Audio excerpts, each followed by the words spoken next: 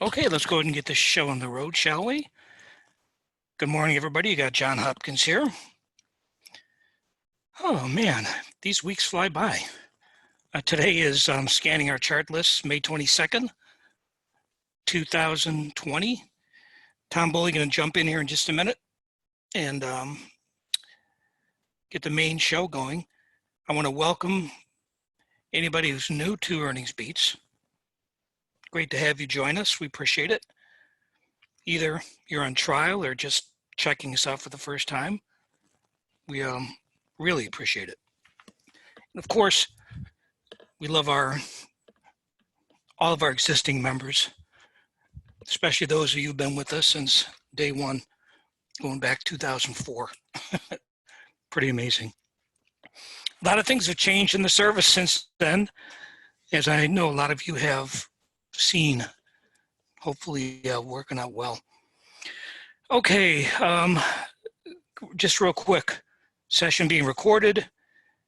You'll get a copy of the recording when it's ready to go. Aaron's done a tremendous job of time stamping, so you can sort of pick your spots and listen to it as much as you want. Of course, the market's closed Monday. We've been having these sessions, these war room sessions on Saturday. Figured tomorrow people want to start getting out, right? So that's why we're doing it today. I'm sure Tom's going to mention it, but just so I don't forget, we've got our annual membership special going on through tomorrow. So tomorrow midnight, it ends. And if you want to save a ton of money, just go to the website, click on the webinar special, and it'll be the best deal you get all year. Save a lot of money. There it is. Look at this right here. Awesome. Right, for those who are new to us, our service is $97 a month or $679 a year, $697 a year. But we have a special where you get 2 months of bonus, 14 months. That takes your average cost down to under $50. So if you're going to be with us any length of time, that's the way to go. Anyways, you can just find that right on the website, webinar special, and make sure you get signed up by tomorrow. With that in mind, I'm going to go ahead, turn it over to the birthday boy. Well, yesterday at least. I knew you get to a point, Tom, where you don't announce birthdays so often, and me especially. You young people, I don't know. But anyways, happy birthday a day later. Thank you. Yeah, it's actually, I do anniversaries now. I don't do birthdays anymore. I got it. So okay, well, I know there's a lot to cover. I'm going to step out of the way. All right. Yeah, the anniversaries are starting to pile up, so I may have to say something else. All right. You know, maybe like decade anniversaries. This is a 2-decade anniversary of something, I'm sure. Anyhow, well, welcome everybody. Yeah, what John was mentioning on the annual membership special, I'm going to go over a lot of what we do with chart lists and scanning chart lists, and kind of get into a little bit of the nuts and bolts of how I put together the daily market report, really, because this is a lot of what I do. I go through our various chart lists. I run scans against them, or sometimes I just pull them up in summary form on stock charts where you can go through and break them down by sector or industry group. Try to remember to show you all that if you're unfamiliar with how to do that. But what we do at Earnings Beats here, we do have I know there's a bunch of you that are new, probably maybe this is the first time you've seen what we do at Earnings Beats. I'm not going to spend a lot of time on the basics, but we do have a 30-day trial. It's $7, but it's fully refundable. So you sign up, you pay your $7, but within 5 to 10 business days, you get your $7 back refunded. So literally it's a $0 30-day trial. And I know Stock Charts has a 30-day trial. So if you like what you see here today, you could do this for 30 days. And I'm telling you, it'll change the way you look at the market, in my opinion. And I think we have a lot of members that would attest to that. One other thing to mention, if you do sign up for the trial and all of a sudden you decide, hey, you know what? I think I'm going to like this service. I want to take advantage of the special. You're not going to lose the rest of your trial.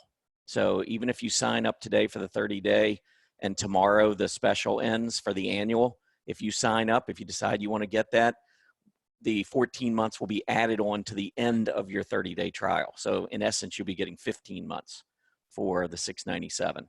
Otherwise, if you let your 30 days expire and you want to stick with the service for a while, then it converts over to $97 a month. That's what John was mentioning. So you do save a lot of money. 14 months at $697, that's basically $50 a month. So it's about half off. So again, if you like the service, it's certainly worth it.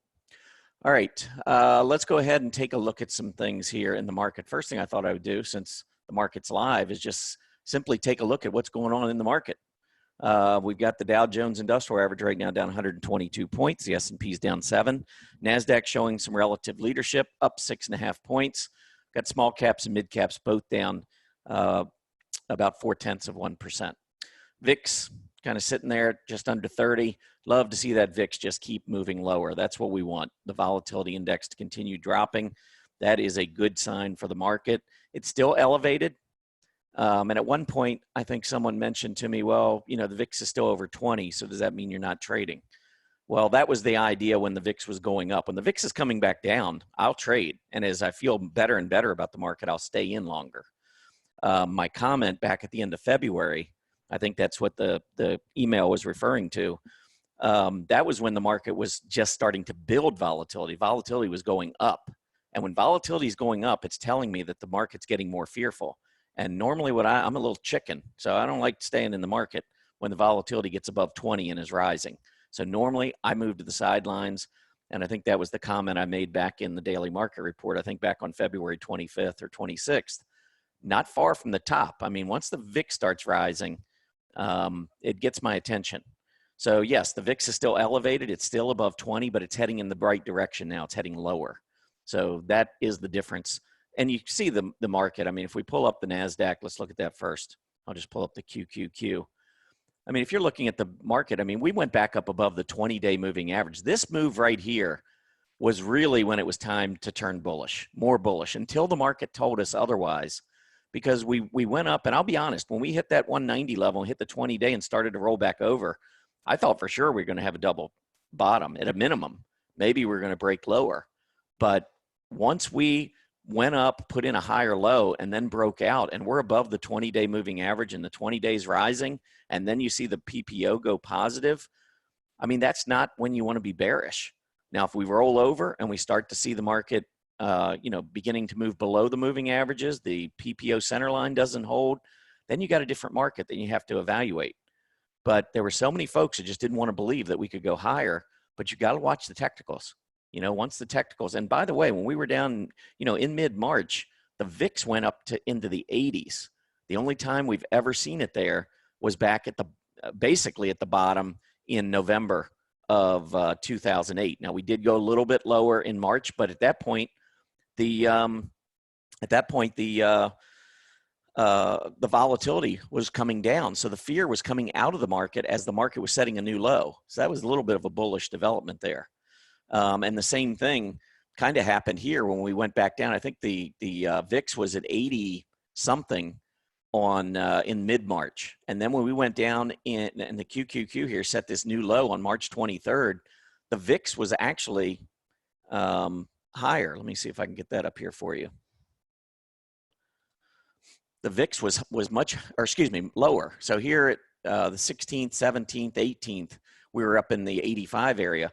By the time March 23rd rolled around and we set the new low, the VIX was already starting to roll over. And that was one of the things I put in the March 23rd daily market report. I pointed that out as being somewhat bullish. It's nice that the fear is starting to come out of the market while we're setting a new low. So very similar to what we saw back in 2008.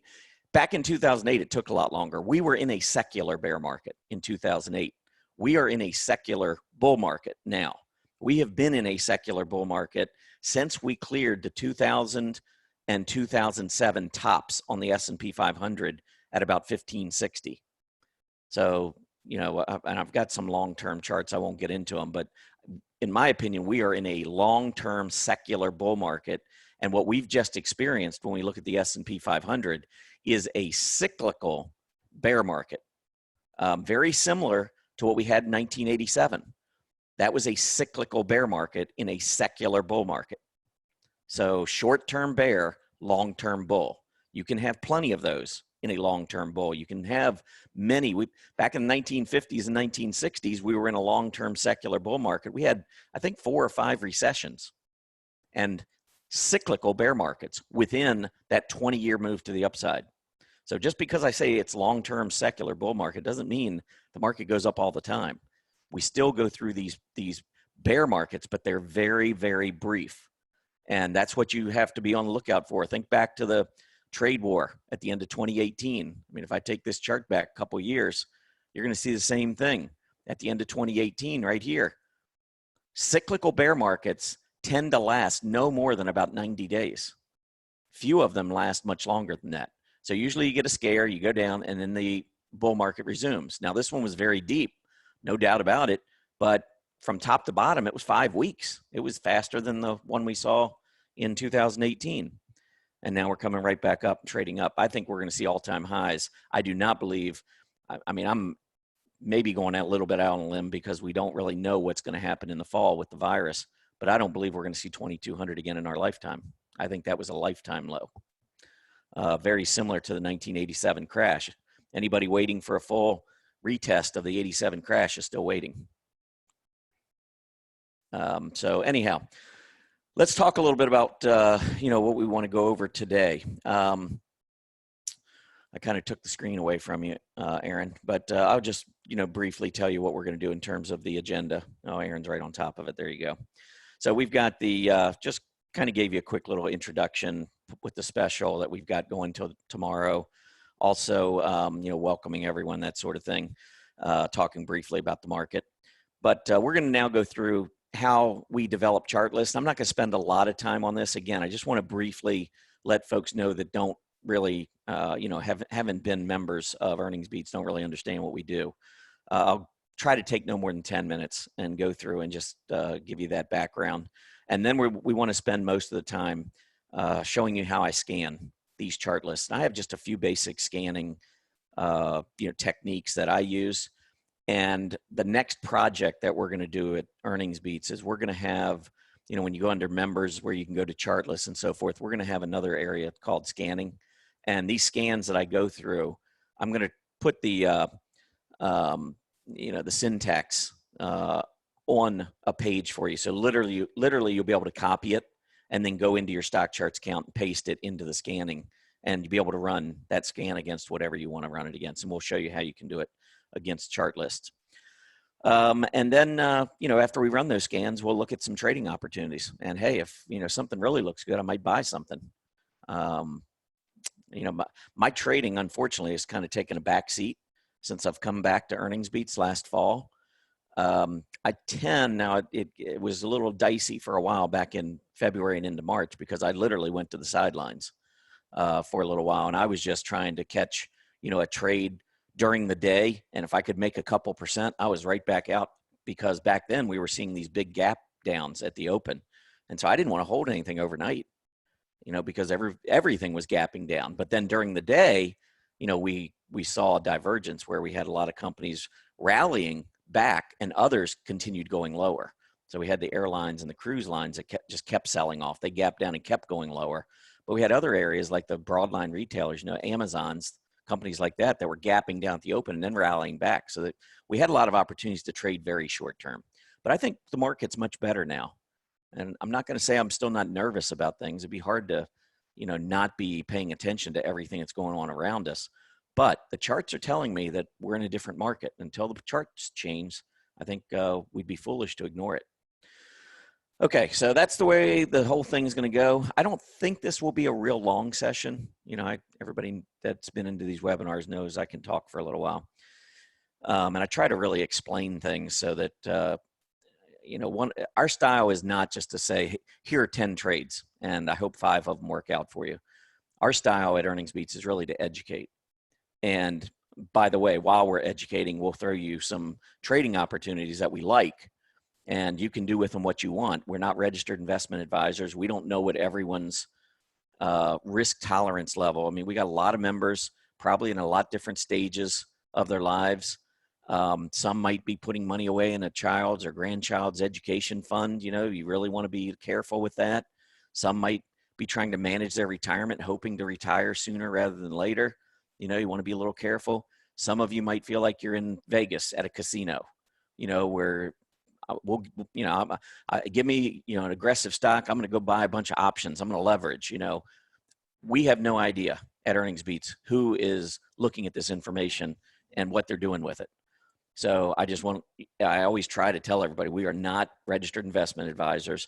We are educators, and everything we do is for educational purposes. And hopefully our members learn some things that they can apply to help them in however they're approaching the market. All right, let's start off with developing the chart lists. So let's get back over to the screen. And so we have multiple chart lists over at Earnings Beats. And the most prominent, what I would say, is our biggie. The one that really is the one that I feel is the kind of the heart and soul of Earnings Beats, and what we do is our strong earnings chart list. And so in here, right now, we have 273 companies out of, you can have up to 500 in a chart list at Stock Charts, but right now we have 273 out of 500. So we have room to add more, but I've never run out of room. In other words, I've never had a point in time where we've had 500 companies that not only are reporting excellent quarterly results, but also look good technically, because you got to be both. You have to meet our stringent fundamental requirements, and then you have to meet our stringent technical requirements to get on this list. And then once you're on this list, then you've got an opportunity maybe to trade some of these companies. We don't like, company comes out with a great report and gaps up 20%. We don't like to chase, but we want to recognize and remember those companies. If they've beaten top and bottom line and Wall Street's rewarding them for this huge move to the upside, we want to put them on our watch list. And then we're going to run scans against our watch list every day. And as some of these stocks pull back, they'll start meeting some of our criteria. So step one at Earnings Beats, if I had to pick step one, it is putting together this strong earnings chart list. I go to Zacks. I look at every earnings report that's reported at Zacks. Every earnings report, thousands per quarter. And so I'm basically doing all the homework for our members. I go in, my background, if you don't know, I was a former practicing CPA. I was in public accounting for 20 years. So I think I'm qualified to go in and look at these earnings reports. And our approach is really simple. I'm not bringing up financial statements and scouring the notes to the financial statements and trying to calculate, any kind of crazy formulas. I'm not doing any of that. It's really simple. You promise to Wall Street, Wall Street sends their analysts in to your company, meets with management, and they walk away with an idea of what you're going to do in the upcoming quarter. Either, they're analysts. That's why you get all these different analysts that will come in, they'll raise their estimates, they lower their estimates. They're not just guessing, they're going out, they're meeting with management, and then they're coming back to their firm and they're either buying or selling those stocks for themselves and for their clients. So I think it's a big deal when management says, tells Wall Street that, hey, things are going really good for us. We're comfortable with our numbers. Wall Street has a history. They know what these companies have done in the past. And if these companies have a history of not meeting their expectations, then Wall Street's not going to give them any kind of a premium multiple. They're not going to be buying these stocks if they know half the time the companies can't come through with their estimates.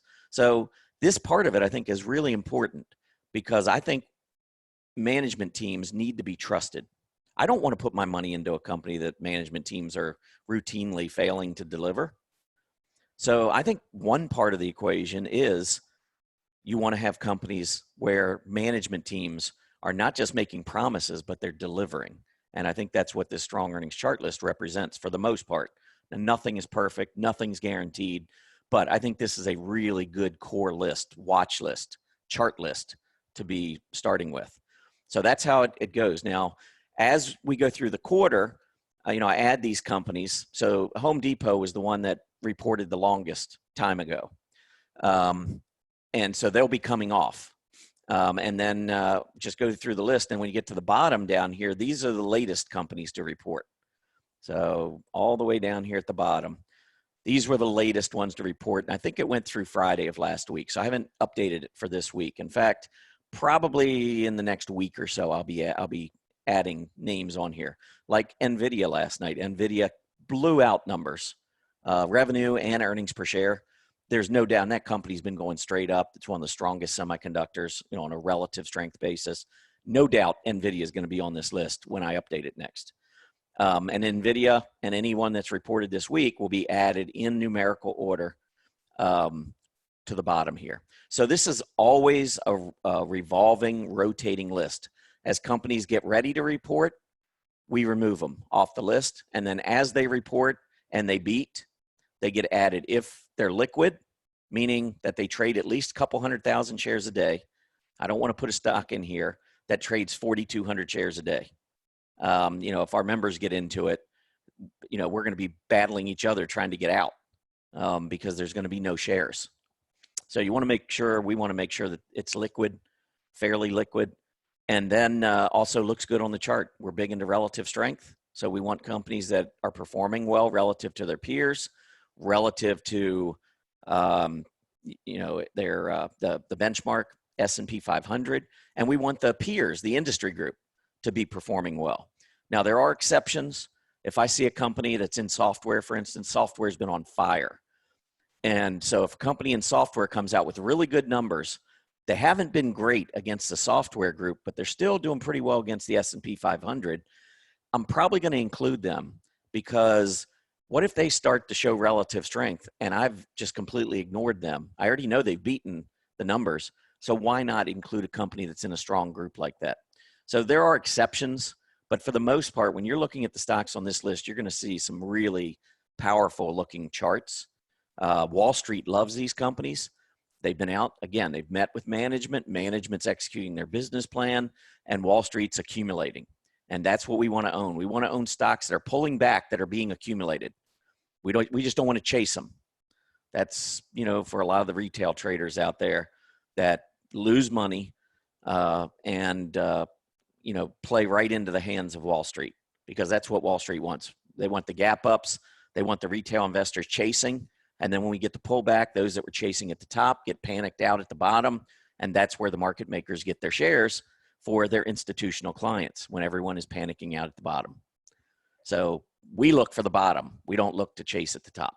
So that's the strong earnings chart list. Now, we've added a couple chart lists in the last 2 months because of this pandemic. I mentioned earlier that we were seeing all these gap downs. And let me show you the spider for those, again, that are new to earnings beats. But here was the spider going down. You can see the first move down, the accumulation distribution line goes down. Price bounces back up, accumulation distribution bounces back up. But then on this next move down, way below the earlier price low, the AD line never breaks back down to the downside. And the accumulation distribution is a really good indicator of what the market is doing during the day. It doesn't care whether you gap down, and it doesn't look at what happened from yesterday's close. It only pays attention to where you close relative to where you traded that day. So if you trade in the if you close in the upper half of your trading range, you're going to get a positive bump in your AD line. If you close in the bottom of that trading range that day, then you're going to get a drop. So if the market was selling off and just continued to trade, down throughout the day, as we were moving lower, you would have been seeing AD lines dropping, but we weren't. So then it became wow, that's kind of weird. And so I started looking at this and calculating what would have happened if I had traded the spider at the opening bell instead of holding overnight. So in other words, I get out every day at the close and then I buy at the open. Hold to the close, I sell. Don't hold overnight. Next morning, opening bell rings, I buy again. I get the opening price. And the study showed that the spider, the entire move to the downside was at the opening bell. And the rest of the day was actually a positive. So by getting in at the open and selling at the close and avoiding those gap downs, the spider, you'd actually made money in the spider, which I think is just crazy. I've never seen any other time like it. If we look back to the big move back in 2008 in October during the financial crisis, 85% of the move to the downside came during the day. And if you think about it, how do institutions get out of stocks if you're getting gap downs? They don't put market orders in at the open. They're selling throughout the day. So if the market's not selling off during the day, it tells me institutions were not getting out. Individual investors were panicking, and thought this was the next Great Depression. That's what the media was telling us. It's next Great Depression. But that's not what was happening during the day. And so institutions were buying all of our individual shares as we were selling. And so that's why the strong AD and the weak AD chart lists were born. So let me now go into the strong AD and show you what we did here. So I created this chart list by going through every individual sector and looking first at companies that had scooters above 80. If you're not familiar, scooters is Stock Chart's technical rank. It's just a very simple formula developed by John Murphy that really compares stocks within their asset class. So large caps against large caps, small caps against small caps. And essentially what it does, it ranks from 0.1 to 99.9. And the higher the number, the better you rank relative to your peers using the formula that John Murphy developed. And so by going through every sector and taking the scooters above 80, it was giving me all the relative strength leaders in those various sectors. Okay, small cap, mid cap, large cap. Now from there, what I ended up doing was looking on Candle Glance and looking at the AD lines.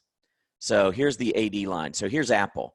You see what Apple did back in February and March, price action? It looks like the S&P 500, right? Went straight down, but we had the AD line. Actually, second week of March, we were setting a new high on Apple. So this was pointing me to the fact that, hey, you know what? Apple's a relative leader, number one. It's got a scooter above 80.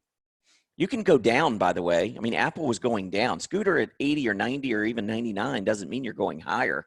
It just means you're outperforming your asset class. So we've got a stock here with Apple that was outperforming and appeared to be being accumulated, even though the price was going down. So a stock like Apple went on to the strong AD chart list. Then on the weak AD chart list, you had some not very good charts. Here's Alcoa. So Alcoa was getting hit back in March, just like the market, but look at their AD line. That AD line didn't rebound. It just kept going lower and lower. When we broke down here in March, we posted a new low in the AD.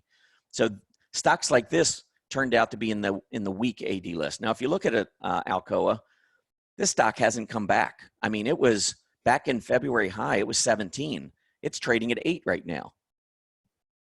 So I think that, if you're going to short companies, which I'm not a fan of, I believe we're in a secular bull market. I like to go with the trend. So I like to stay on the long side. 2007 to 2009, I'm fine with shorting, although I tend to stick with like the inverse ETFs as opposed to try and catch the right stocks. But in this market, I would absolutely stay away from shorting personally. Now, some of these companies in this weak AD list, as the market keeps going up, we're starting to see more and more of these companies break out. But I would start off with any stock on this list with a bearish mindset going in, and the chart would have to convince me otherwise. So I'd have to look through, and I don't know, maybe the next one. Well, no, American Airlines. Look at this. So again, if you want to short, these are the kind of companies you want to short. Companies that look like they've had a little bit of a run and then roll right back over again. I did a Max Payne session last Tuesday, and many of these airlines, I talked about going into option expiration, and the week after, many of these airlines could see a pop, and possibly a big pop. You can look at AAL, see that. Southwest Airlines was another one. Look at this. Came all the way up. What did I say Max Payne was, 30, 31? Now, again, did I think that in 5 or 6 days we'd move from 22 to 30? No. But what that tells me is that if it behooves market makers to see a stock rise like Love was rising, you don't want to be shorting that stock heading into options expiration. You're taking a position that's opposite what market makers would want that stock to do. And we've got on our website more information on the Max Pain. You can go back and, if you're a member, even if you're a trial member, you can go back and check out those recordings. I don't want to spend a lot of time on Max Pain and what we did and why that works, but these were stocks that could benefit. I'm not saying they were guaranteed to benefit, but they could benefit based on all of the net in the money put premium that was on this stock as a result of this huge decline. So now we got this big move up. All of a sudden we get the 30, and now the stock's down 3%. Watch that 20-day moving average. That's going to give us a clue whether this move to the upside is real or not. If we go right back through that 20-day, like a hot knife through butter, chances are we're going to go back to these lows. So I'm still not a big fan of the airlines, even though they're starting to show a little bit of strength. I mean, we filled a gap. We had the options. We had a lot of reasons why short term we got this pop. I think we could turn right back around and roll over. We'll see. Again, watch that 20-day. But that's the strong AD and the weak AD. So that's where we were going with this. We analyzed. We saw this very early on. Strong AD and weak AD chart lists, I think, have been incredible over the last 2 months. If you've been wanting to trade, knowing which stock or which group stocks fell into was incredibly important. Because after the opening bell, if you get into some of these strong AD stocks and the stock is down in the opening bell, early on, I mean, you can go back and count on maybe one hand or maybe start on the second hand. But if you go back over the last 2.5 months, Apple you don't see a lot of big red candles, red filled candles. That's telling you you're closing way below the open. So if that's not happening very often, but I look in the morning and I see a big red candle, that's telling me that my odds are pretty good. This is a company that trades up during the day normally throughout this pandemic. So if I get it early on to the downside, I can jump in at 10 or 10:30 and ride this thing back to the upside. And that was working beautifully for a lot of stocks, and had a lot of emails from members that were using it. And that's what we were talking about. That's why I was pointing out a lot of times in the daily market report, talking about it in my shows from 9 to 9:30 every morning. All the webinars that we were doing, the war rooms that we've been having, all of these, we've been trying to point this out. All right. So those are 3 of the key chart lists. Although I'll be honest, I don't know how long the strong AD and the weak AD, the strong earnings is always going to be a big factor of what we do at Earnings Beats. I believe in marrying strong fundamentals with strong technicals. I think it gives us a leg up on everybody else in the market. Strong AD and weak AD. I mean, I'm already seeing some stocks starting to bounce back up and their AD lines are going down. And I'm not quite sure what I'm thinking about all that. I want to continue to monitor these chart lists. But I think it's still important to keep these stocks because I think Apple was accumulated during this period to the downside. And as a result, I think this is still this watch list is still one that I want to continue to run scans against. Now, I thought about updating these chart lists, and I actually started running some scans against these individual sectors to begin updating this list, but I'm not sure I want to. I think it's important to maintain the stocks that were doing well back in March. I think that's a list that I may not want to break out or break up. Now, if they've fallen apart, what I might do is start taking some of the ones that aren't working anymore, take them off. But I'm not sure if I want to update this list. I'm still giving that one some thought. The last chart list I want to go over with you real quick is the short squeeze chart list. Haven't really talked about this one too much, but as the market keeps going up, this was a list that we put together a few weeks back. And from chart number 001, well, let me just show you, edit the list here. From chart 001 down to chart 049, these are and they're in order. By this order, they are in order of highest dollar volume shorted. As of, I think it was as of April 15th, it might have been April 1st. But as of one of those 2 periods, these are in order of top dollar volume short. So in other words, it's the number of shares times the stock price. Number of shares short times the stock price. Tesla at the time, I think, was like 15 or 16 billion dollars short. And by the time you get down to number 49, I think we were down under $1 billion, just to kind of give you some perspective here. Now, Tesla's got a huge market cap. So 16 billion relative to their market cap is probably not as big as some of these others. But just in terms of sheer dollar volume, Tesla is the highest shorted stock. The next group that I did here, starting with 100 and going all the way down to 193, these are in order based on the short percentage of float. Float is the number of shares available to trade. So sometimes a company has 100 million shares. That's the total number of shares outstanding. But only 80 million are available to trade. 20 million are restricted for whatever reason. A lot of times owners, the board or whatever, they've got shares, but they're not allowed to trade. So they're restricted. So you got, let's say, 80 million shares.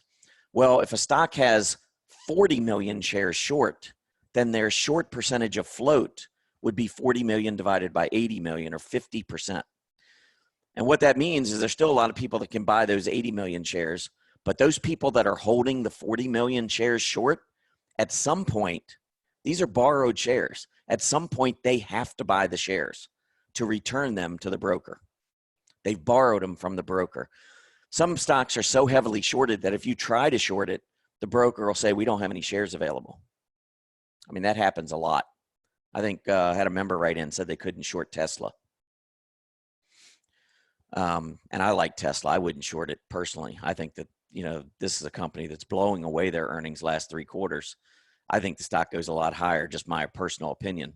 So I like the fact that there's a lot of shorts out there for the stock, because if you get a breakout, shorts are going to have a decision to make.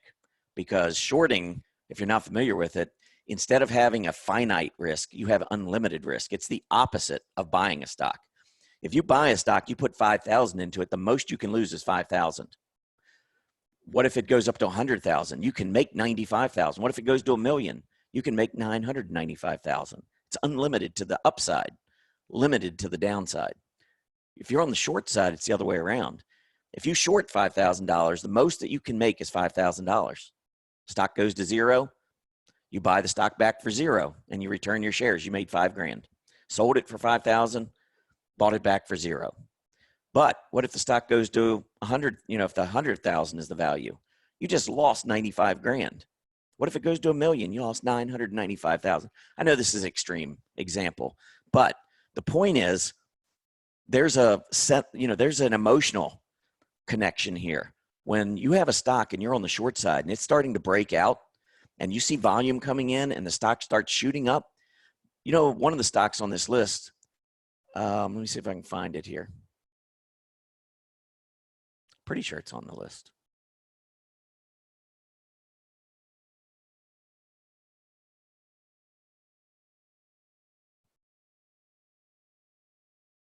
No, it's not on the list, but I think it is. It has a pretty high percentage of float, but it must not. Down here at the bottom, by the way, this is about 20%. I got down to about 20%. I stopped.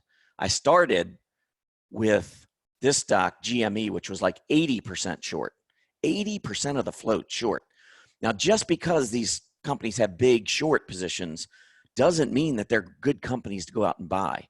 In fact, I would say 90% of these you don't want to touch on the long side. But the 10%, when they start making a breakout, you can get what's called a short squeeze, which means as the price goes up, those that are sitting on the short side are like, now what do I do?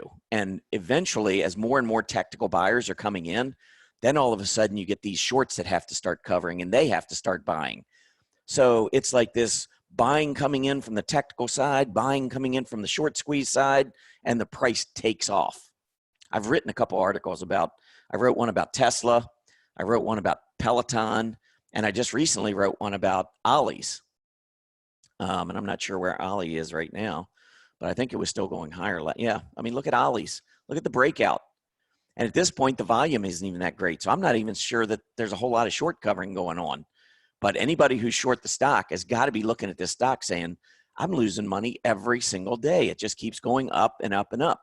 But I wrote the article on Ollie's when it was down around 70 or 72 or 73, something like that. Here it is a week and a half later, and it's 84.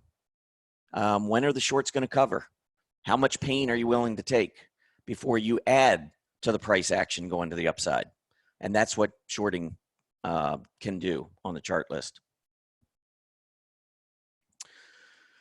Let's see. All right, just give me 1 second.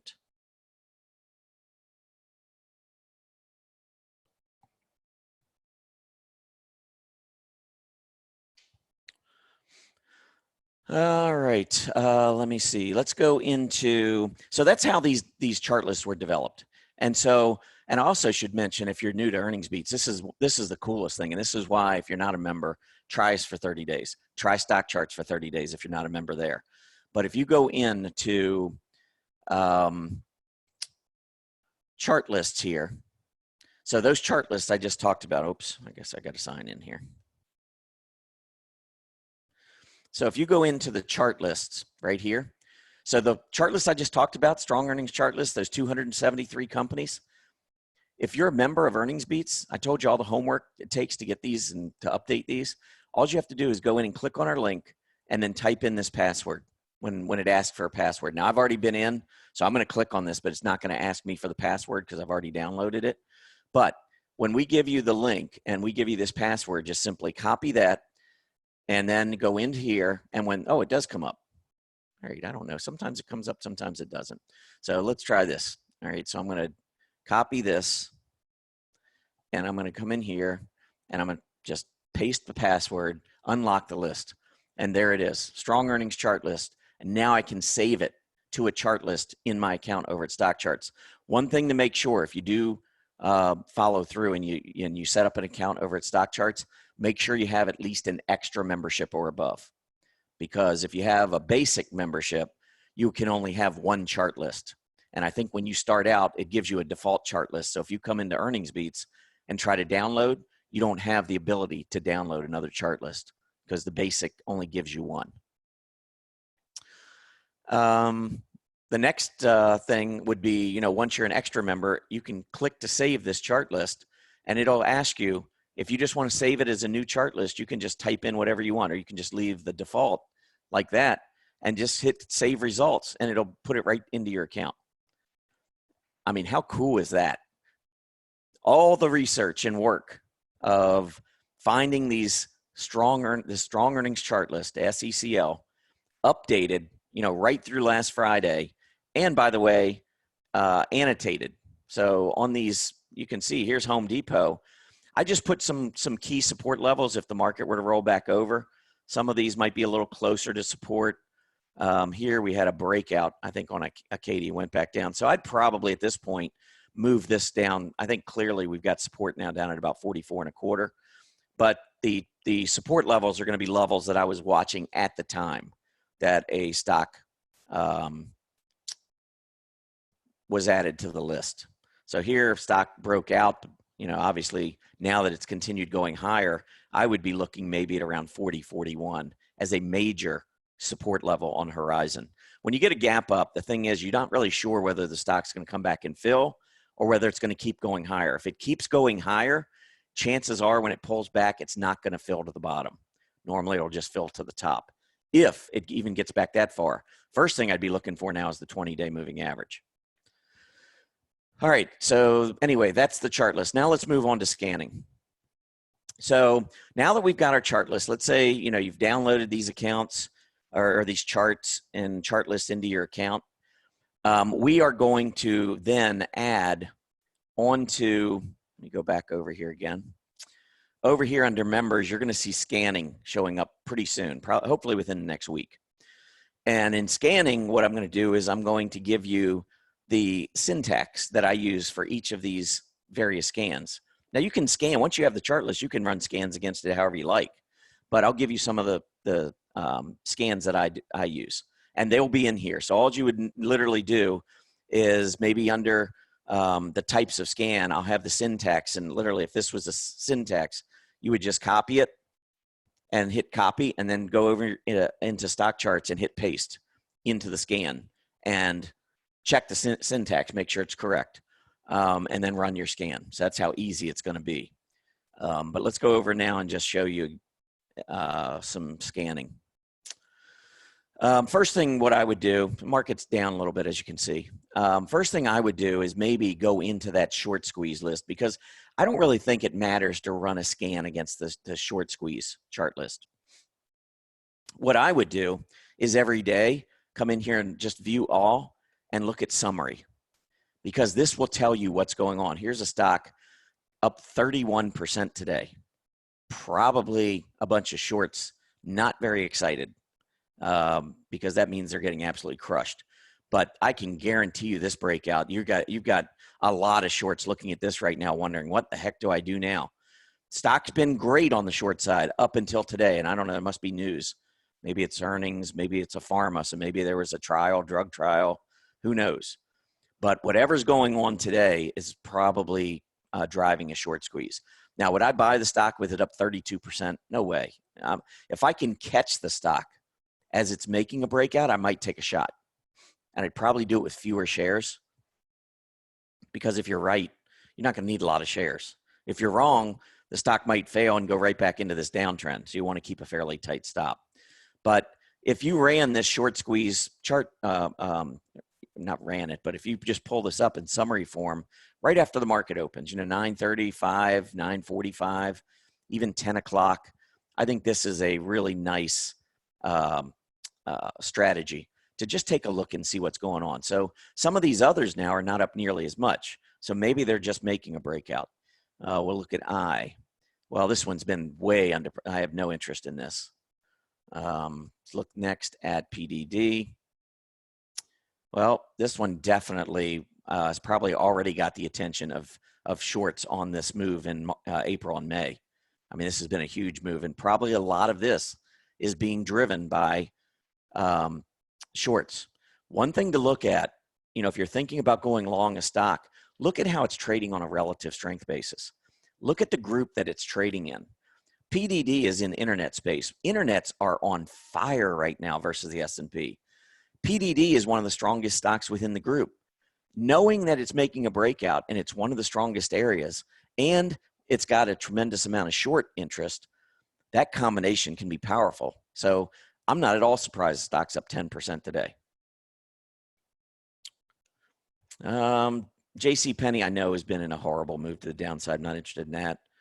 Well, this stock's pretty interesting. Looks to me like a bottoming head and shoulder pattern. Come down left shoulder, neckline, head, neckline, right shoulder, breakout. Look at the volume coming in. Shorts are probably getting a little scared on this stock at this point. And notice over the last 6 days or so, it's put in a higher low every day. So maybe if it pulls back and it's somewhere around 150 or a little below, maybe you get in and you have the, you have a stop in pretty close, prior day's low. Oh, never mind. Let's go back over here. Next would be Stitch Fix. So you see how I'm just kind of going down the list. Look at Stitch Fix breaking out above this top here around $17. And as it went through, look at the volume coming in. No doubtedly, undoubtedly, there's definitely shorts that are piling in, buying their stock back. All right.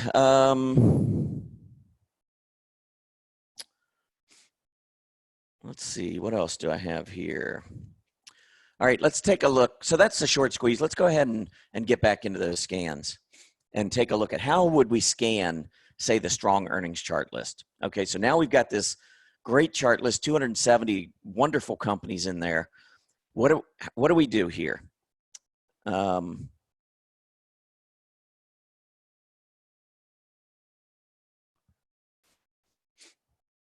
All right, so what do we do here? Let me, I've already got these, I've got a few that I've set up for today that I just wanted to show you. So I'm going to pull up Edit Scan first so you can kind of see how it appears. Now this, I'll show you on the advanced workbench here in a minute, because this is not what you're going to type in. If you go over here to convert to advanced, this is how you would actually type it into the scan engine. All right, so when I said that over at Earnings Beats, we're going to have the syntax and you could just copy it and paste it, this is the type of thing you're going to see. And so you literally just go over to Earnings Beats, wherever it is, you know, say that's the syntax, copy it, and then come back over. And when you go into New Scan, let me just go back here for a second. So if you went into New Scan, you would then just come in here, get rid of all this, and then copy, and then paste whatever you copied from over on our site. So that's going to be the idea. So we're going to try to make it really easy. So we give you the chart list, and then we give you the scan so that you can be ready every morning, literally in seconds, with stocks coming up to help in your trading. All right, so let's go back again, and let me pull up that high volume scan. We're going to edit it. So I'm going to show you in advanced. This is the way it looks. Now, what I'm going to do is probably ignore the favorites list, because I've had a lot of emails that have come in and said, you know, I see how you do this, and I, you know, set mine up exactly like you, but it's not pulling up it's not pulling up the stocks from my strong earnings chart list. Well, if you copy favorites list equals 55 and try to run that in your account, your strong earnings chart list is probably not numbered 55. I don't do this numbering. Stock Charts does this numbering. I just have a name. So when I put this on the website, what I'm going to do is I'm going to take that out. And so it's only going to be like this. So what you would do is copy it, paste it in here, and then come down to chart lists and grab your chart list. Wherever you put your strong earnings chart list. See, they added this list number 55. I didn't do that. I don't know how they do it, but that's a Stock Charts number that they keep track of. So I'm going to pull this up. You're going to pull this up out of your account, add it, and then it's going to appear. And then you can save it. And then once you save it, then you'll have your chart list saved in there, and you won't have to come back in and type this anymore. So when you save as, you can call it whatever you want. If you number them, it'll put them at the top. So you could just put like 001, you know, high volume. That's what I call mine. Now I'm not going to save it because I already have this set up, but that's, you know, and then you could just click OK, and now Stock Charts has saved your scan. And then when you go into scanning on your dashboard, you can just pull up, you can just say, you know, go down to high volume and just say run scan right from the dashboard. You won't have to go through this process every day. All right. So now we've got it up here. So let's run the scan. Now, do we want to, you know, 75% of normal volume? That's what the scan is going to pick up. So in other words, every stock on strong earnings, what I'm looking for is where the daily volume today is already greater than the 90-day simple moving average of volume times 3/4, you know, times 0.75. So in other words, if there's a stock on the strong earnings chart list that normally trades 1 million shares, if it's already traded 750,000 shares today in the first hour and a half, it'll get picked up by this scan. So it's going to tell us any stocks on this strong earnings chart list that's showing unusually high volume today. Maybe it's earnings. Hopefully not, because I try to get these stocks off of the strong earnings chart list before they report earnings. But maybe it's a technical breakout. Maybe it's a short squeeze. Maybe there was an announcement, new product. Maybe Netflix came out and announced that their subscribership is going to be higher than what they expected. Who knows? But this will at least draw our attention to something going on within this chart list. So let's run the scan, see if there's anything at 75%. Four of the 273. So I can quickly see now that the volume is already 75% of normal volume, and we're only an hour and a half into the trading day. So what the heck is going on now? I could save this to make it easier rather than just pull these up one at a time. I can save these. So I'm going to replace an existing chart list and scan results, high volume. I already got a folder set up, and I'm just going to click OK. And now I've got these in a chart list. And so now I could bring them up candle glance if I want. I just look at them real quick. Well, AVTR is bouncing off the 20-day, it looks like. It's up 68 cents. FSLY is actually big volume, but it's moving lower. So this has been a great chart. Maybe we'll get a 20-day test. ICPT, look at this one breaking back down. It went up, couldn't get through. Actually, I might have put this one in the daily market report yesterday because I wanted to get this breakout, and we never got the breakout. And now the stock's going back down. But now it might become very interesting at support. So I'm going to pull this one up in just a minute. We'll look at the chart.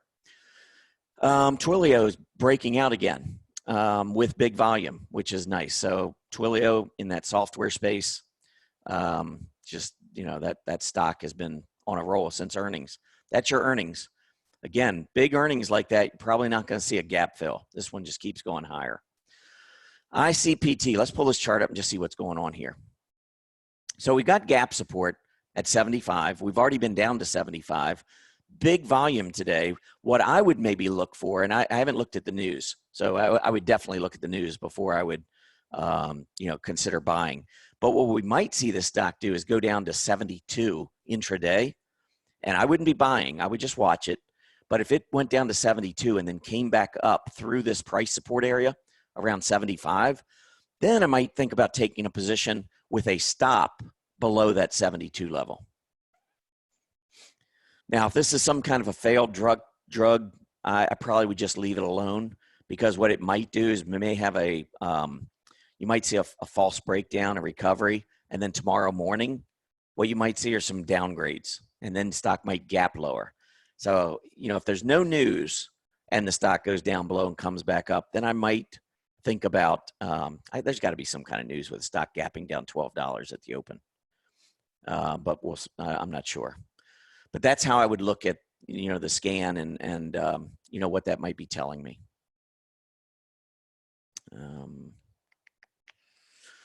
All right, so that was the high volume scan. Now I can run that also against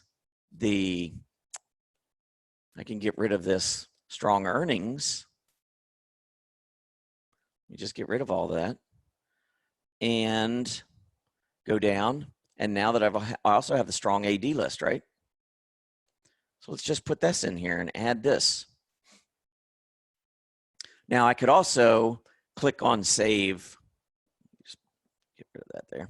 I could also go in here now and save as, and save this as a different scan. So 001 could have been high volume, strong earnings. This could be 002, high volume, strong AD, strong accumulation distribution chart list. So literally you would have them all saved, and you could just, you know, you wouldn't have to go in and change this each time, if you see what I mean. All right, so check syntax, always do that just to make sure I'm good. Scan syntax is correct, and now I run the scan. So what about the strong AD list? What's on this list that might be? Well, there's 7 of them on here. I know NVIDIA was earnings related. But, you know, let's drop these into the chart list. I'm done with that other chart list, so let's just replace it. So we go down to high volume scan results, drop it in there, and pull up on a candle glance. Alibaba looks to me like a island cluster reversal, uptrend, leaving all these candles on an island. I think this one probably goes a little bit lower, maybe back to 190 even. I'd maybe be a little careful there. BDX, big volume, but I'm not really seeing anything I like here. BJ's Wholesale broke out yesterday on big volume. It's showing big volume and continuing its move to the upside. So this is one definitely we want to keep on this chart list. But I wouldn't, again, I don't like to chase. CRK gaps down, coming back up, rolling back over. I'm not seeing anything there. NVIDIA, I love the stock, but I'd really like to see, you know, try and get a little bit cheaper if I can. PDD, well, we just looked at this one on the, you know, earlier, but this one, that was on the short squeeze chart list. So it's also on the strong AD chart list. So it comes up on both scans. You know, I like it, but I'd probably want to get it on a 20-day test if I could. And then SNDX gapping down. I think this might be a pharma or biotech. So I don't know. Maybe there was some news on SNDX. But it's got really good gap support down around 14. Not interested at this point, but maybe if it got down to where that gap support, that might be an interesting area.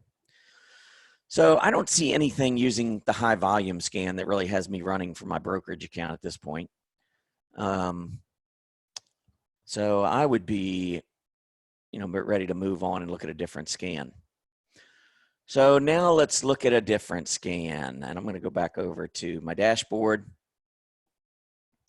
So again, I'm starting from the dashboard. This is, by the way, where you can pull up your scan that you've already set up and then just hit run scan. So you don't have to do what I've been doing. I'm just showing you how you can copy and paste the syntax. Once you get it set up and you've saved it, you literally, all you have to do is go to the bottom of this page and just scan against the chart list. So you got the chart list in your account, you got the scan saved.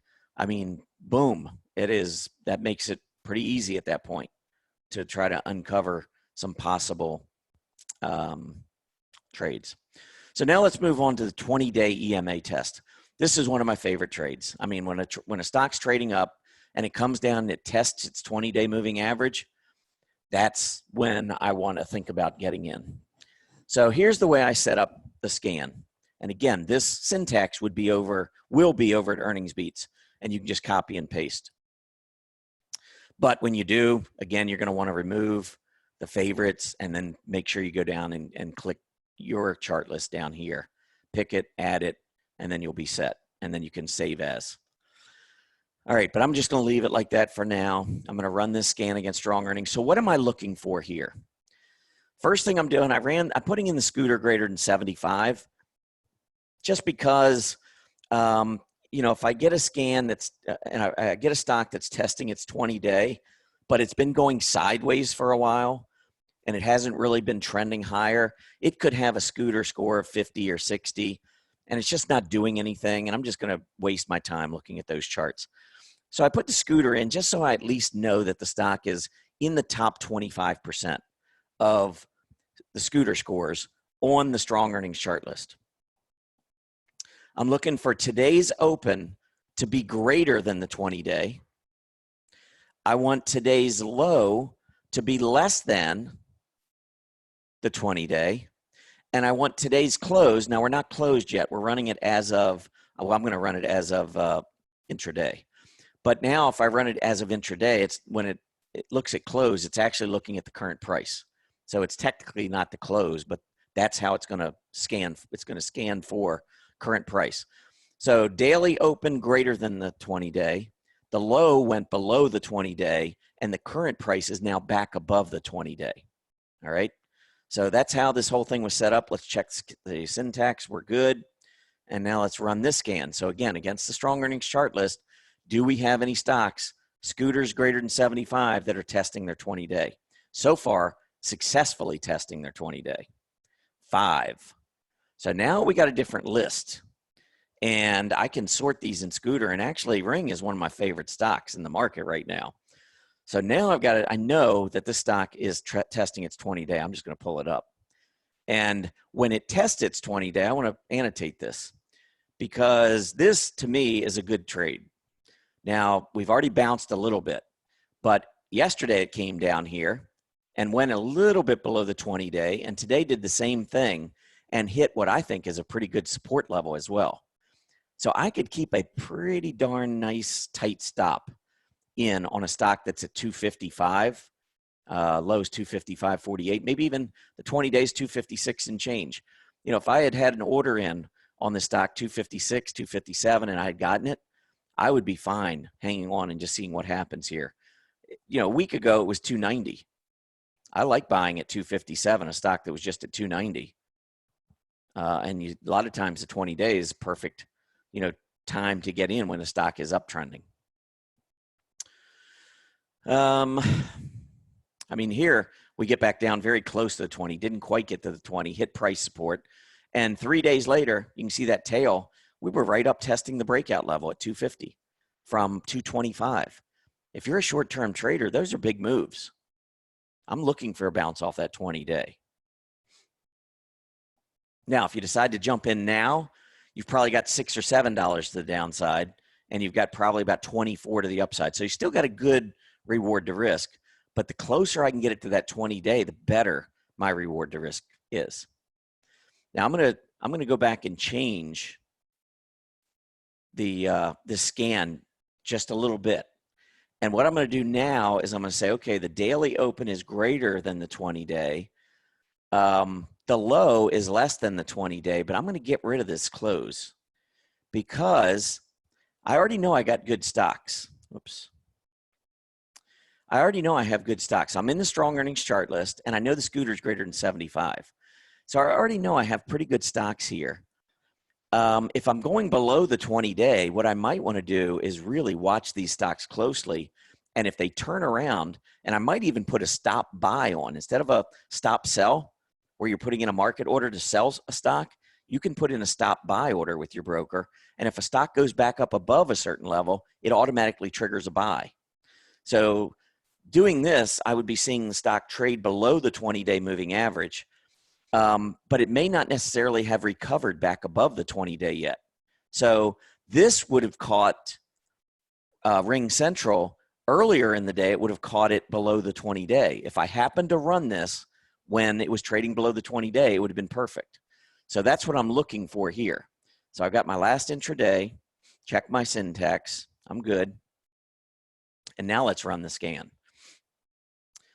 So the low is now going to be below the 20, but we may not be back up above the 20 just yet. So you still see the same ones that we saw before. Ring Central, Dollar General was on the list. I think these were on the list. But we have a few more now, and these are probably stocks that are trading below the 20. And if they come back up above the 20, they could be great trades. So I'm gonna actually save this. Let's put this into a chart list. And I'm just going to put my scan results other. And now I'm going to pull these up 10 per page. I want to look at the big charts. All right, so AAXN gapped up, come back down, it's in this gap support area, had a big reversal yesterday. This one, kind of looks interesting to me. This is where the buyers have been in this range. I could take a chance here with this stock and maybe even put a stop below yesterday's low. Or the other possibility is I could be looking down here at this gap support and say, you know what? Let me pull this chart up by itself here, and let's pull up the inspector. Gap support is at 70.28. Another strategy, if I really like this stock, and it is one of the leaders, I think, in the defense area. Defense has not been good, but it is one of the leaders in defense. If this stock were to go back down to 70.28, maybe I want to build a position. So maybe what I want to do is buy, let's say I wanted to buy 100 shares of the stock. Maybe I want to buy 15 or 20 shares now. Let's say 20 shares. I might want to just buy 20 shares. Next level will be this support area with 72.80. So let's just say $73. Buy another, 20 shares at $73, and then just slowly work my way in all the way down to say 70.28. And then if you close below 70.28, you'd also be closing below the 50-day. So I could keep a closing stop below that level. If it reverses and goes back up to 87 from here, maybe I only have 20 shares, but hey, you don't pay a commission. 20 shares is better than nothing. If it goes back up from 74 to 87, that's $13. 20 shares is $260. So there are ways to get in without putting all your eggs into that basket at one time. And with a zero commission environment, I think that this is really something that everybody should be thinking about if you're not already. I now will get into my stocks in multiple entries. If I like a stock, if I think it's at a great entry, I might just buy the whole position. But if I think that the stock is looking good, I'm hitting an entry point, but I still think maybe it goes lower, maybe AAXN goes down and fills this gap, maybe it hits the 50-day, that is a strategy you might want to consider. All right, let's back up again here. So let's look at CNX. See, now this one, I'm not sure the 20-day test is really telling me anything. Stocks come down below the 20. It's just going sideways. It's gone up and down above and below the 20-day multiple, probably almost a dozen times, probably, 7, 8 times anyway. So this 20-day test to me is just not, I don't like it. This one I think is actually consolidating in a pretty nice formation here. I see rising rising lows, falling highs. I think there's a nice little triangle. I might want to wait and see if I can get a breakout on some increasing volume. But if you're toward the bottom of the triangle, that's a little bit more aggressive way to enter a triangle, is to basically believe that this is going to ultimately break to the upside. And so you get in before you actually see the breakout. Then the only question would be, how far down do you want to go? Where do you draw these lines? Because it's so subjective, sometimes you can talk yourself into holding a position a little bit longer, because all of a sudden, this trend line gets broken, but you say, well, if I draw it from down here, I'm still okay. And then it goes down a little further, and then you're trying to make a look.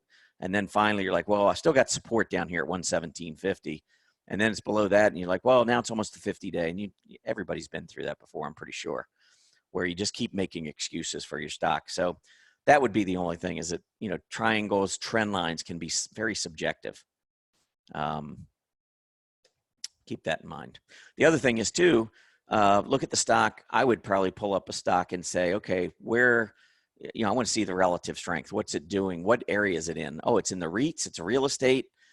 Oh, look at the REITs relative to the S&P 500. This is a really bad area.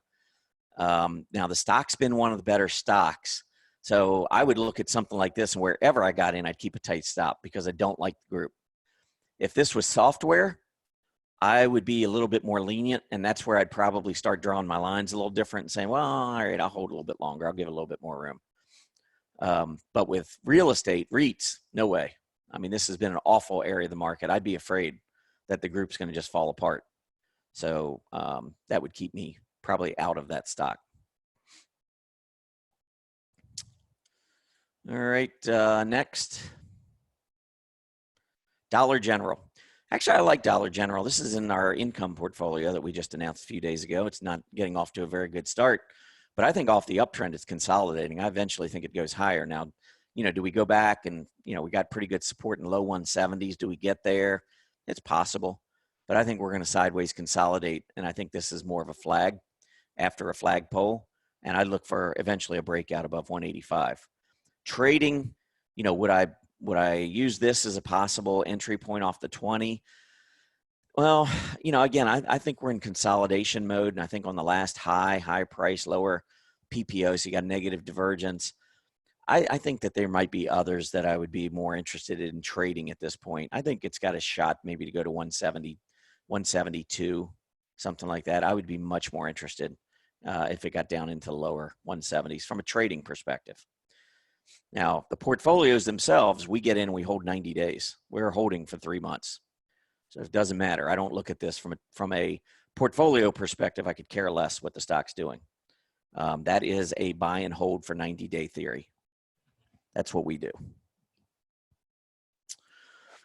And I don't know, probably should mention, anyone who's new to Earnings Beats, those portfolios that we do, those are also four chart lists you can download into your account. But it's more for people who don't want to trade and just want to, consider getting into these stocks, whether you get on all of them at once or you just kind of work your way into them, whatever. Everybody does, works a little differently. But what we do is on the 19th day of February, 19th day of May, 19th day of August, and 19th day of November, we announce the 10 stocks that are going in each portfolio. We buy them as of the close that day, and we sell them as of the close when that period ends, that 90-day period ends. And then we announce 10 new stocks. And our model portfolio is up, well, prior to this, I don't know how it's been doing the last couple of days, but I think it was up like 67% since we started it 18 months ago. The S&P over the same period is up about 8%, 67% versus 8%. And essentially, every stock on every one of those chart lists up until this last quarter came from our strong earnings chart list. In other words, if you're not on the strong earnings chart list, you're not getting on any of our portfolios. So it also means you've got to have pretty good relative strength. And so strong fundamentals, strong technicals, hold them 90 days. I just wanted to explain that quickly. Martin Transport, this one looks pretty good. It's been bouncing off its 20-day, but some of these shipping companies, and I think that's what this is, I've lost money on them. I just can't ever seem to get them right. So I probably would pass on that. Like I said, Ring, closer I get it to the 20-day and price support, the better I like it. Teladoc, actually, I like Teladoc a little bit here. I wrestled with whether to put this one in the portfolios. There were just so many good software stocks. But Teladoc I really like. And if, it's in a nice uptrend, been in a nice uptrend, it's consolidating. I think maybe you can get it in the 160s. Maybe we're going to get this 50-day test. But it was over 200 less than a month ago. So I think working into a position in this stock makes sense. This is another one where maybe from 174, it's very volatile. So maybe from 174 down to mid 160s, I would be thinking about getting in. And then if it were to close back below 160, you'd lose price support and the 50-day. And that would, I'd probably want to keep a stop. But if you could average into the low, upper 160s or around 170, keep a stop around 160 on a closing basis, I would be okay holding this stock for a while. I think you'd have a pretty nice reward to risk setup here. All right, ZTO. Now, this is one, I think they reported earnings. They had a big breakout. AD line looks good. Came down to earnings, gap down. I may have talked about this one on one of my shows. But if it gapped down, most of these stocks that are trading up, if they gap down, watch, when they move back up through a key moving average or after they test price support. I think this stock down around 30 looks very interesting to me. 30, almost 36 3 days ago. And now 30 and change. I don't know. I mean, maybe there'll be some whipsaw. Maybe it goes all the way back down to this other low. But I would be willing to take a shot, I think, on the stock around 30. And that is it. So that's your 20-day test. I think I got two more that I wanted to show you, and then we'll wrap this thing up. And I could run that against the, actually, why don't we just do that real quick? I'll run that against the strong AD and just see what that brings up.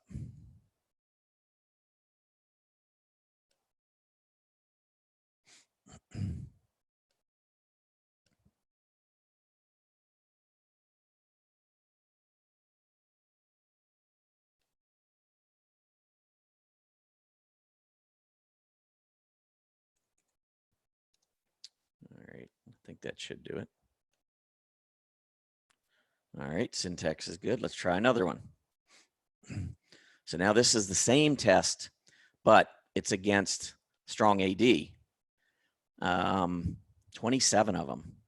Let's take a look at this. I want to maybe we'll find something at it in this list. Again, I'm going to just put it into this other folder. Let's do candle glance on this one because I can get all of them on one screen basically. So let's see, anything look good here? Well, ring on this list as well keeps coming up. OSUR bouncing just back up above that 20 looks kind of interesting. Actually, it's back down below the 20 now. I'm trying to find one that I really like that's currently below the 20. And if it rallied back, I'd buy it, put that stop buy order in. That's what I'm trying to look for. Netflix might be interesting. We'll pull that one up in a minute. Nomad Foods. Some of these actually could be interesting. Let's look at Nomad. Yeah, it was already below the 20. Now it's back above that 20-day. That's an interesting, it's back at price support. Probably could keep a fairly tight stop here. It's not one of my favorite areas of the market, but this wouldn't be a bad trade. I mean, you can see it bounces off the 20-day. Nomad would be a possible trade, fairly tight stop. Let's go back. Netflix. Yeah, one problem with Netflix, again, is that higher price, lower PPO. So maybe this one, I wouldn't be shocked to see it down at 400, although I think in time, I really think Netflix is going higher. But, with a negative divergence, and this one I think is in one of our portfolios as well, probably not off to a great start this week. But I like Netflix, just short term. If I saw it go down into the 420, 422, 423 intraday, and then came back up with a long tail to the downside, that would probably get me interested. Because see what happened here? Stock came down to 20, went way below the 20, and then came back up. If you had gotten in on the move back up through that 20-day, you could have ridden it from basically 405. You could have just kept the stop in until it went below the 20-day, or maybe until it closed below the 20-day. So maybe today you'd be getting out, who knows? But that would be a possible strategy. Or you could be getting in at 405 and just ride it to the most recent high, which would have been about a 10% gain in less than 2 weeks. Let's see. What else do we have here? MSCI. Let's look at MSCI. Another one. I'm starting to see more negative divergences on the daily charts, which makes me think we could be getting more choppy action, more sideways action in the market. More and more of these companies, and if you start seeing it more and more on the industry groups, the indexes, that's going to, here's your lower PPO, higher price. And now, if we don't hold the 20, so far we're holding the 20. If we don't hold the 20, I think that could lead to some more short-term selling. So what I would love to see is the PPO higher on the most recent price high, which is this price high. See how the PPO is lower? That's what gives me reason for pause on this one. So I'm still looking. I can see gold PPO is way low. I'm just not a big gold fan. I could understand why people would be trading this. I think in the short term, gold still looks good, but I just don't believe it's going to last. I think the market's going to go higher. VIX is going to come down, and I think the money will begin to move out of gold.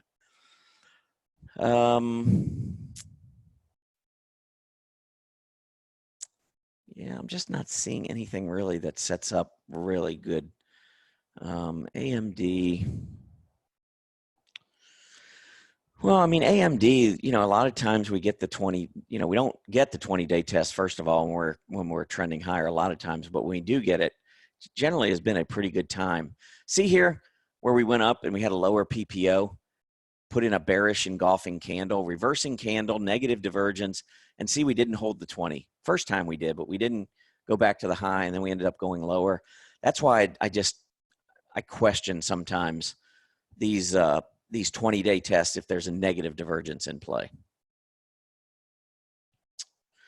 So unfortunately, I'm not really seeing anything. Maybe that Nomad was probably the only one that I'm really looking at that I think,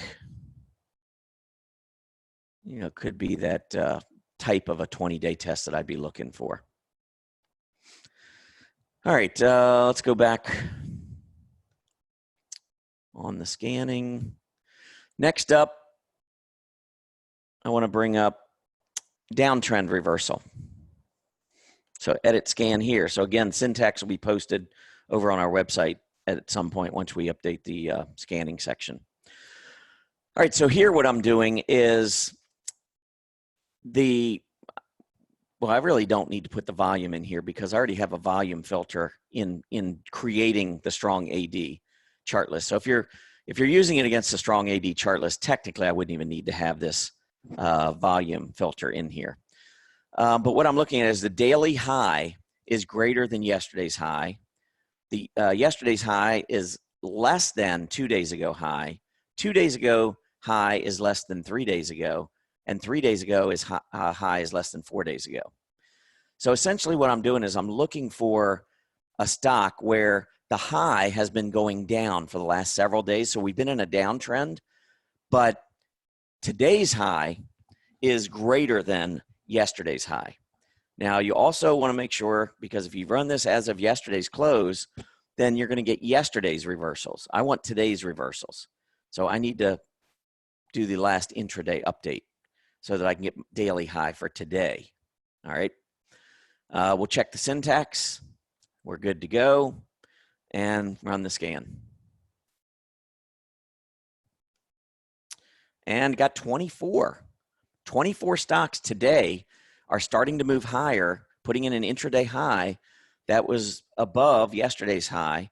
And for the last 3 days, those highs have been going lower. So this is a possible reversal of the downtrend. And going back to the scan, by the way, I mean, you could go back and say, well, 4 days ago, daily high was less than 5 days ago. And 5 days ago, daily high was less than 6 days ago. So if you want to just get a longer period of downtrend, that's all. You just add some more clauses on here. And what that would do is just further reduce these, because 24 of them have been doing it for the last 3 days. If I was to go and say, well, now give me 4 straight days, then this might drop to 16. If I say, give me 5 straight days, maybe it drops to 7. You know, that kind of thing. Now, first thing I would do is I would rank them in scooter order, because what I really want are the strong stocks. So if you're a gold bug, gold fan, Franco-Nevada is first one. I'm going to skip it because, again, I don't want to trade gold.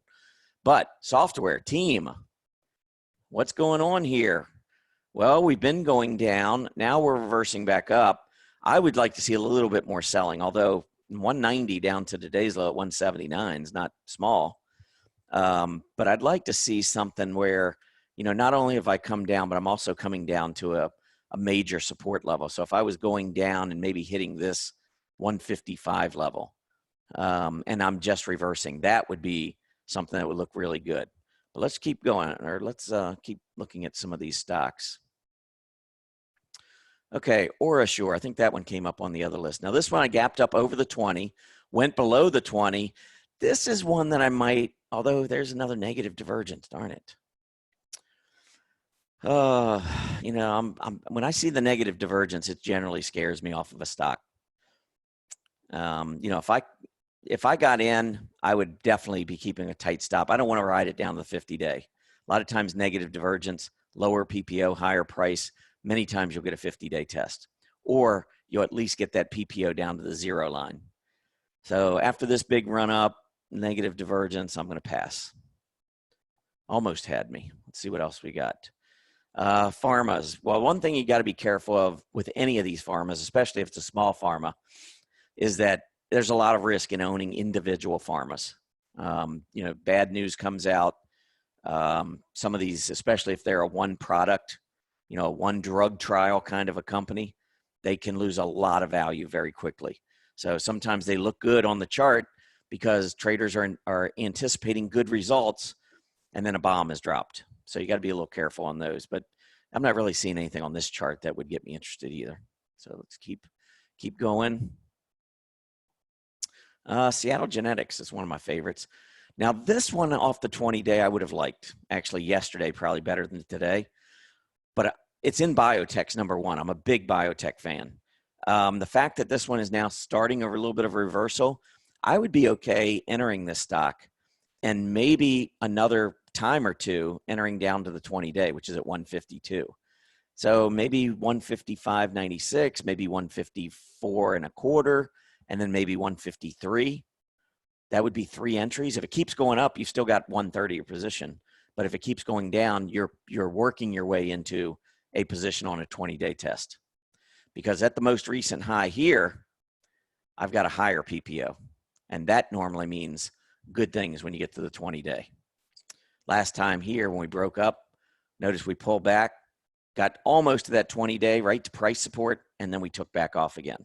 Here we lost the 20-day, but look at the negative divergence, higher price, lower PPO. On this breakout, PPO was going straight up. So there was no negative divergence. You got to get a higher high with a lower PPO, and that didn't happen. So SGN is one I could absolutely, you know, if I was looking to put money to work, I could begin to build a position in this stock, looking at what it's done. And knowing, if I pull up a relative chart for you, you'll see, first of all, biotechs down here relative to the S&P are on fire. The entire healthcare group is actually pulled back a little bit. So some of these healthcare stocks, I think, could be setting up for, you know, if you can get them close to support, keep a tight stop kind of a thing. But Seattle Genetics has been one of the best biotechs, as you can see here. Been rising relative to the biotechs for a while. And you're getting it after a pullback for a few weeks. This could easily be another, you know, back up to 168 to test those highs. And from here, you know, and if you averaged in and you were able to get all 3 positions, probably be looking at close to, you know, maybe 9% return with a fairly tight stop. All right, 5.9. That's a software stock that's been on fire. Yeah, see this one, you got to think about reward to risk and also higher price, lower PPO. Now this one's got a negative divergence, but there is a little difference. And one other thing, you know, that I look at, and that is the volume that comes in. It's hard to argue that a stock's got slowing momentum when it trades for the highest volume that it's traded in the last 10 months and breaks out to a new high.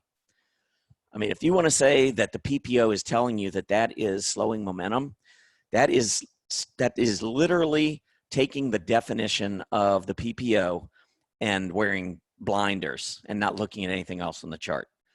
Because I would argue all day long that a stock breaking out to a new high with the highest volume in 10 months, you're going to have to explain to me how it's losing momentum. So remember, the PPO is a formula. You still got to use common sense. When you see a stock breaking out like this, heavy volume, that's generally a good sign. So this one's pulled back to 100 twice and it's held. It's been one of the best stocks. I mean, if you look at the move down in March, do you see many big red filled candles? That's what I was talking about earlier. Look at all of these hollow candles. So whenever you had the opportunity to get FIVN when it was down in early action, if you got in, you made money almost every time. If you could get this stock down 2, 3, 4% during the day, you almost couldn't lose money for 2 months. So that's how important that AD line was. You can see as we broke down, AD line was rising. It was beating us over the head that this is a stock that's being accumulated. Pay no attention to what the media is saying or what's going on. And I'm not saying that there wasn't a massive health scare and that there's still not a massive health scare. I've never downplayed the virus. But what Wall Street believes and what you do with your money financially, you can be scared for your health, but when the market is showing you signs that you shouldn't be scared about your money, don't be scared about your money. Follow what the market's telling you.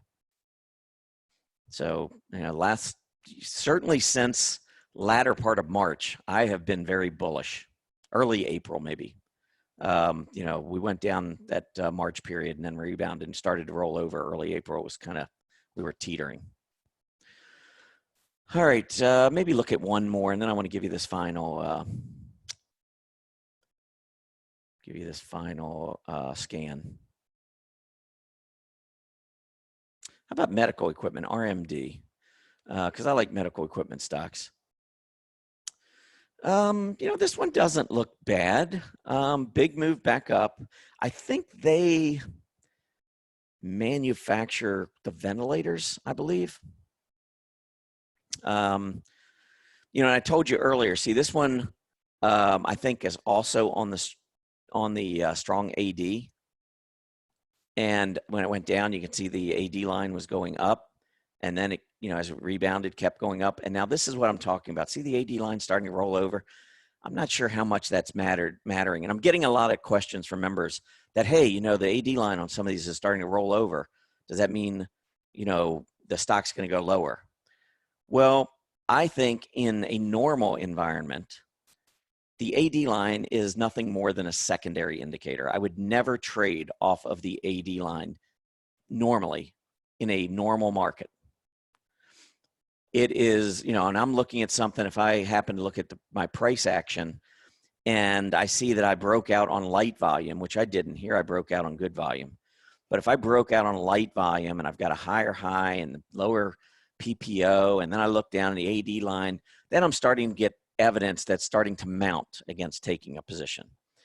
But if I like everything else on the chart and the AD line is simply saying, well, maybe we're rolling over a little bit, that is not going to deter me from trading a stock.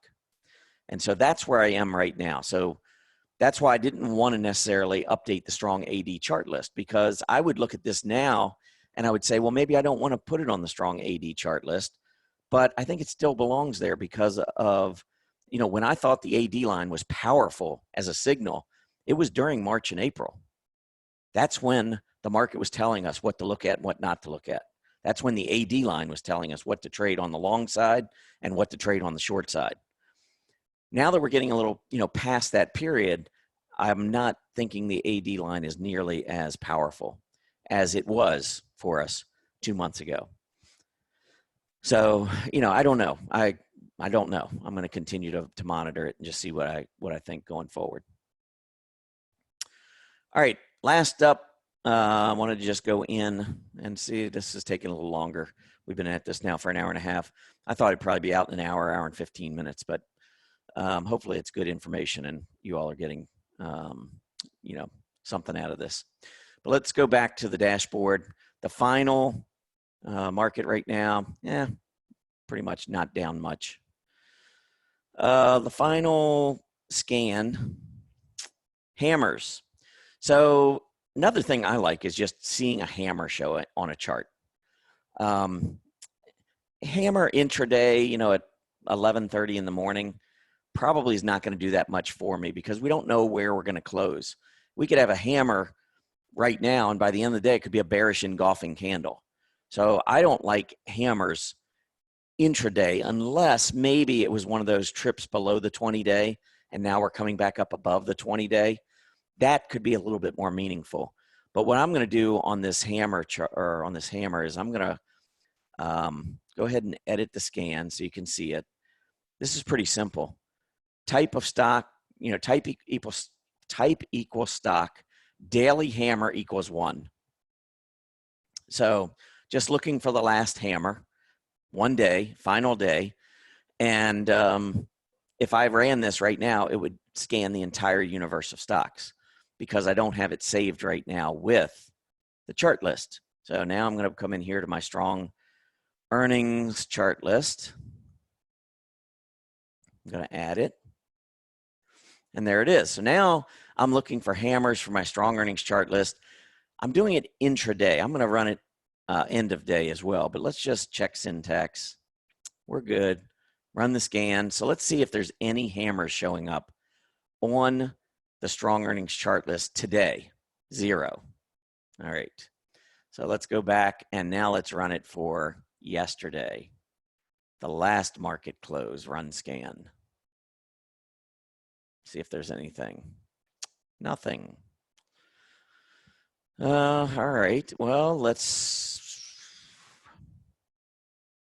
just get rid of all this and make sure that what would happen if I just do that?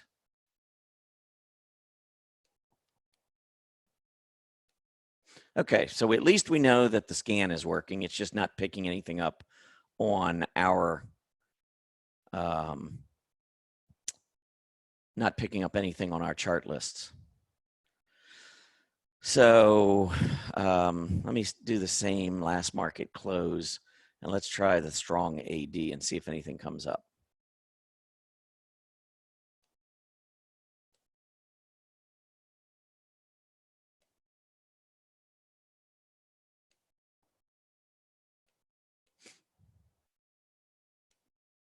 Nope. All right. Well, that scan's not working. What normally will help is if yesterday, if the S&P 500 came down and put in a hammer, say on the 20-day, then if we ran that scan against the chart list, you would see a number of hammers that would be printing. But you could go back and you could run any kind of a candlestick. Let me just show you this. We'll wrap this up with one. Let me show you on the predefined. If you haven't seen this, this is pretty cool. So predefined scans, you can come in and let's go down here to candlestick patterns. You know, here's hammer. So they're only showing a total of 17 today. So that, you know, that's why we're not picking anything up. But let's say you were looking for hollow red candles. There's a bunch of those. So watch how I do this now. So hollow red candles, let's, how do I want to do this? Well, let me just, I'll pull up the NASDAQ. And if I click here, I can edit the scan. So now I've got type equals stock, exchange equals NASDAQ.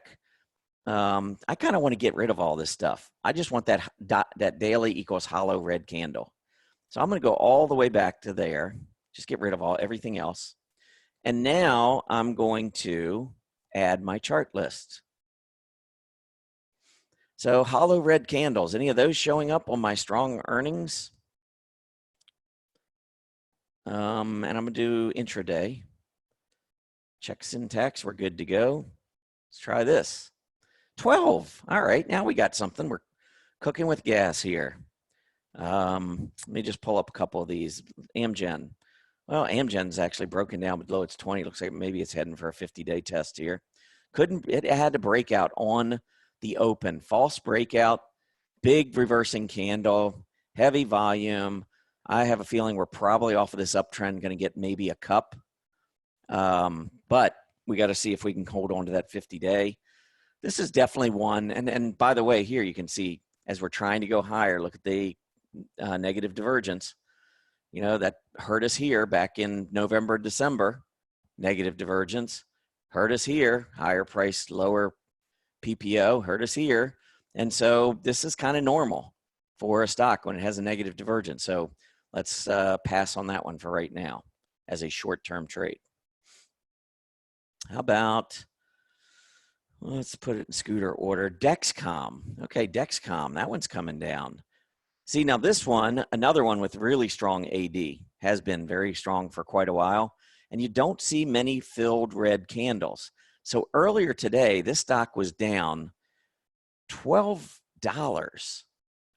And so that's what the AD list has been, that's what that has meant to us over the past couple months. Because if you see a stock like Dexcom, which has been one of the strongest stocks in the market and has had a powerful AD line, if you happen to catch that when it's down 12 in the morning and you want to just, buy one share is $390. So figure out how many shares you want. You want to put $2,000 in, you get 5 shares. And if it goes down $10, you lose $50. But if it comes back up and goes to 430 or 425 to test that recent high, and you got in, say at, 390, we're talking about, $30 times 5, that's 150 versus the $50 risk. So you got 3-to-1 reward to risk on a stock that has been proven over the last 2 months. I mean, you've got a couple of big red candles in here, but for the most part, if this stock has been down early in the day, it doesn't stay down. And so that's, again, how we've been using these chart lists. I mean, it really has been powerful. All right, internet. All right, got to take a look at an internet stock. Haven't looked at one of those yet. Oh, actually, I think we may have looked at one. Well, this one's down, but it's so overbought. But again, another stock, just a ton of hollow candles. I can't wait for Spotify to show some weakness because it is likely to be a very strong trading candidate, but I want to see a little bit more weakness than we're seeing today. I mean, stock down 4 cents. It's gone up $50 in the last 4 or 5 days. I don't think down 4 cents qualifies as much of a pullback. All right. Anyhow, I think that is essentially everything I wanted to go over. I want to just mention one more time, I guess, for those of you that are new to earnings beats, and also, our regular monthly members and even those who are going to annual members that are going to expire later this year. This is going to be the best deal that we're going to offer probably until this time next year. So if you really, think that this is a service that you might be interested in, if you're a new member or, maybe you just signed up or thinking about signing up, if you're thinking about signing up, do it. I mean, seriously, we're going to refund your $7. If nothing else, you can download all of our chart lists, take them with you. I think it'll help in your trading going forward. But if you are a member at Earnings Beats and you're a member at Stock Charts, for 30 days, both companies, you'll pay nothing. And I think you take the combination of their tools and our service, and I think you will see a major difference over 30 days in how you view the market. So take us up on it. This deal expires tomorrow. It's May 22nd. Tomorrow's May 23rd. That's when it's all coming to an end. So can't stress it enough. And I mentioned at the top of the show, but if you came in later, if you sign up today for a 30-day trial and by tomorrow you look at the service and you say, wow, that's a lot. I want to commit. We're not going to eliminate the rest of your free trial. You're going to get that free trial for 30 days and your 14 months instead of 12, because that's the bonus. You're going to get 2 free months for $6.97. There's your 2-month bonus. If you sign up today, you'll get your 30-day trial plus 14 months added on to that. So you're going to get 15 months if you're a new member. And if you're an existing monthly member, you're paying $97 a month, Or if you're a trial member right now and you come to the end of the month and you expire, you're going to get hit for the 97 bucks. If you like the service, you can cut that cost in half on a monthly basis by doing the yearly special. And again, this is an annual membership drive special that we're having right now, and it does go away tomorrow. So with that, John, I don't know if you have anything else you want to add. Nope, we'll make sure everybody gets a copy of the recording. Want to wish everybody a great holiday weekend. If we didn't get to your questions, feel free to just send us a note and at the site, and we'll get back to you. Very good. Sounds good. Everybody have a great day. Hope you found this helpful, and happy trading.